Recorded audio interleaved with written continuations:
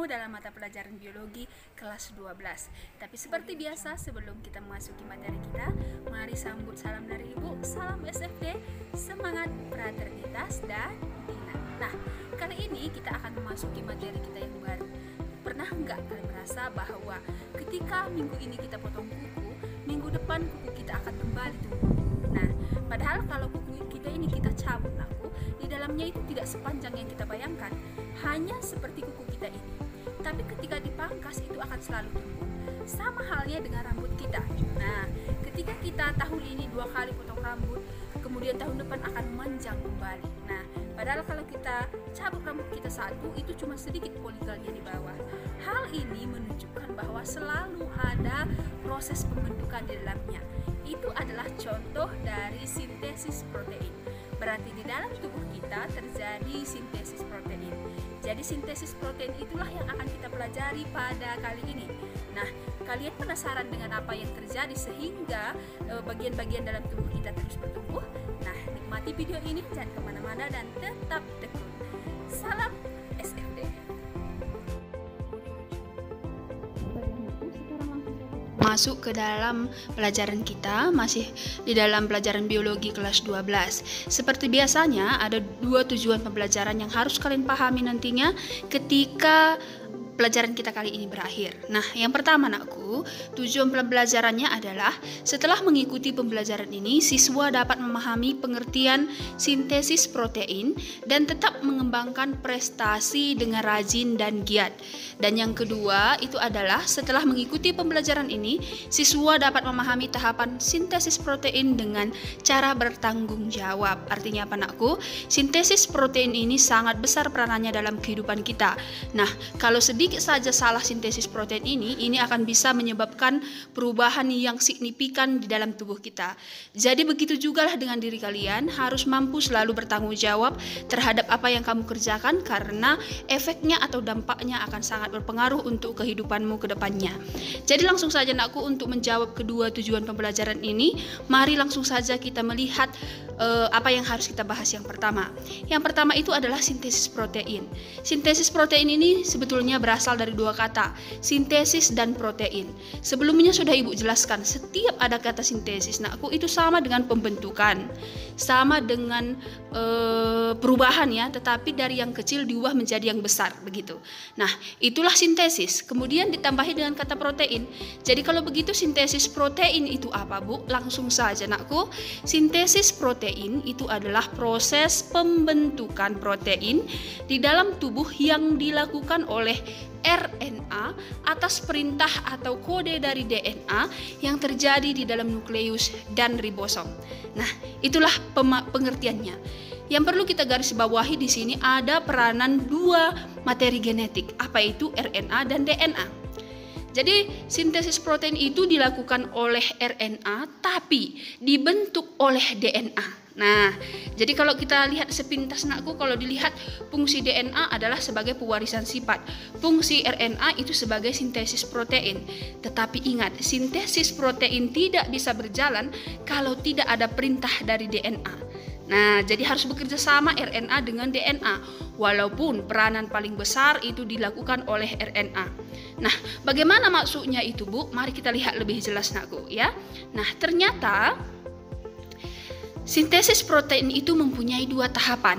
Tahapan pertama itu namanya transkripsi. Transkripsi itu adalah proses pencetakan RNA oleh rantai sense DNA yang terjadi di nukleus. Inilah tahapan yang pertama. Disinilah berperan si DNA itu. Nah, kita ulangi anakku.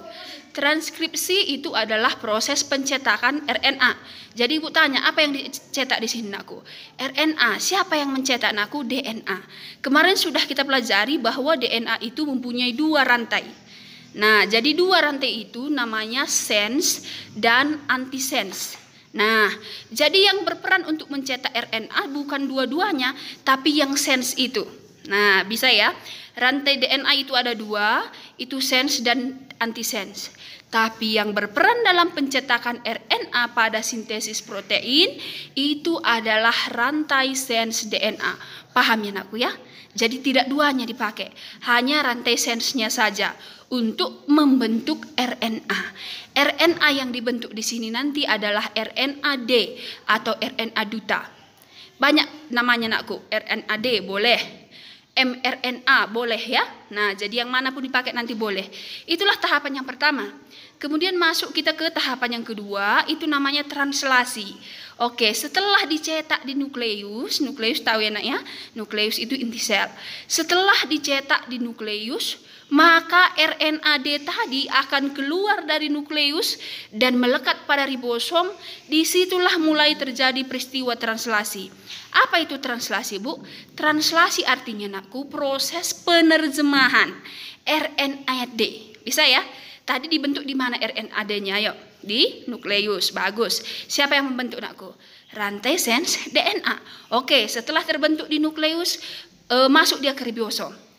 Di ribosom, RNA-D tadi akan diubah menjadi tRNA, menjadi asam amino. Asam amino itu adalah bagian dari protein. Paham ya? Jadi urutannya di transkripsi itu RNA-D dibentuk oleh rantai sense DNA yang terjadi di nukleus. Selesai. Setelah itu masuk tahap translasi. RNA-D yang dibentuk tadi oleh DNA sense akan diterjemahkan tRNA menjadi asam amino, terjadi di mana tadi nakku? Ribosom. Bisa ya? Oke. Masih agak bingung? Enggak apa-apa nakku. Kita jelaskan lagi satu persatu.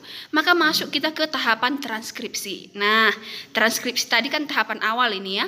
Nah, tahapan transkripsi ini yang pertama terjadi adalah tadi sudah Ibu bilang bahwa DNA itu mempunyai rantai ganda, apa tadi namanya? Sense dan antisense. Dia bentuknya terpilin. Udah kita pelajari minggu depan ini nakku. Minggu lalu ya. Nah, dia bentuknya terpilin dan terikat. Untuk membuka ini, maka di sini berperan namanya enzim RNA polimerase membuka rantai ganda DNA. Nah, kenapa dibuka? Supaya bisa dibentuk RNA-D-nya. Bisa ya?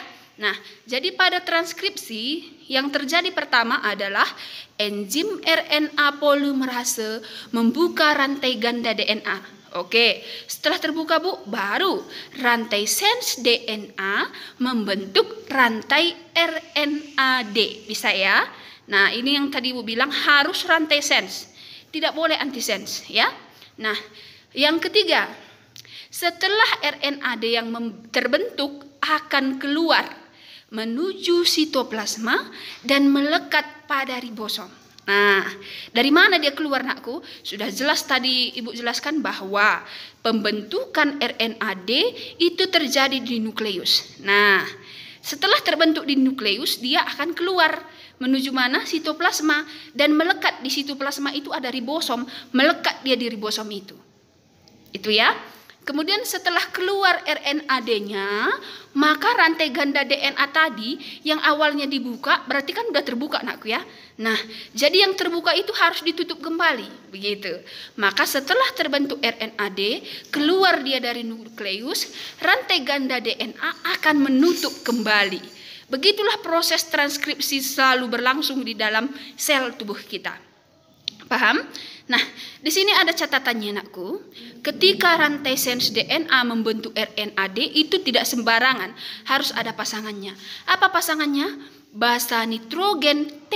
T tahu ya? Kemarin udah belajar T itu timin. Basa nitrogen timin pada DNA itu akan mencetak adenin pada RNA atau A, disimbol dengan A. Bisa ya? Berarti T pasangannya harus A, nggak boleh yang lain. Harus setia dia ya.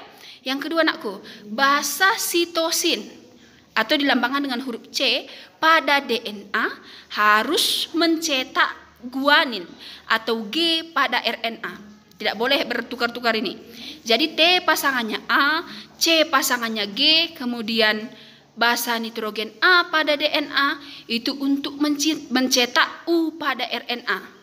Dan terakhir, basa nitrogen G pada DNA itu untuk mencetak R pada RNA. Nah, jadi T pasangannya apa? A. Bagus. C pasangannya iya G ya. A pasangannya padaku urasil ya. Oke. G pasangannya C. Seandainya ibu balik.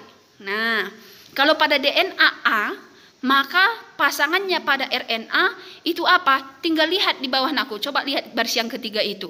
A pada DNA itu pasangannya mencetak huruf U atau urasil. Bisa? Nah, ibu harap bisa nakku ya pelan-pelan. T pasangannya A, C pasangannya G, A pasangannya U, G pasangannya C. Ini tidak boleh salah. Kalau salah satu saja nakku, ini akan menyebabkan mutasi pada tubuh penderitanya.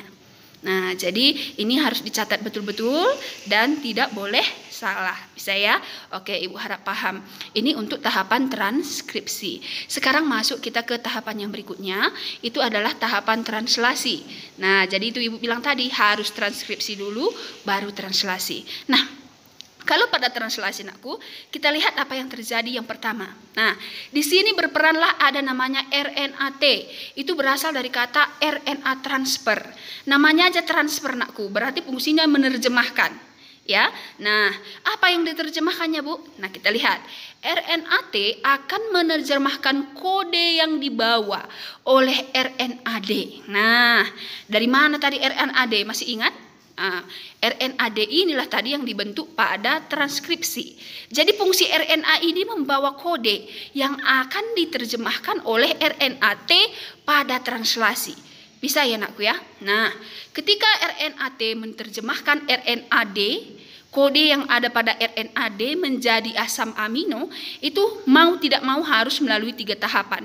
Apa tahapannya itu Bu? Yang pertama, ada katanya inisiasi. Nah, ini sudah jelas kalau inisiasi itu pasti awal atau penerjemahan, dimulainya penerjemahan begitu. Nah, ternyata pada inisiasi translasi ini nakku ada syarat yang harus dipenuhi. Penerjemahan harus dimulai dari start codon. Codon itu apa Bu? Kode. Itulah kode tadi nakku yang ada pada RNA-D ya. Penerjemahan dimulai harus dari start codon dan satu-satunya start codon itu adalah AUG. Jadi panjang pun nanti dia ada AUG, AGS, kemudian SGA. Itu tidak boleh diterjemahkan kalau belum bertemu dengan start codon atau disebut dengan AUG. Nah, jadi AUG ini akan diterjemahkan oleh si RNA-T menjadi asam aminonya. Jadi AUG nakku, asam aminonya itu adalah metionin. Jadi semua protein di dalam tubuh kita, asam amino pertamanya adalah metionin. Kenapa? Karena metionin itu adalah mengkodekan start codon atau AUG. Paham ya? Ini syaratnya harus dari AUG. Oke, itu inisiasinya. Kemudian yang berikutnya, setelah diawali, maka terjadi peristiwa yang berikutnya adalah elongasi. Berasal dari kata long, maka itu artinya panjang. Nah, jadi terjadi pemanjangan ya. Nah, pemanjangan apa maksudnya dipanjangkan Bu?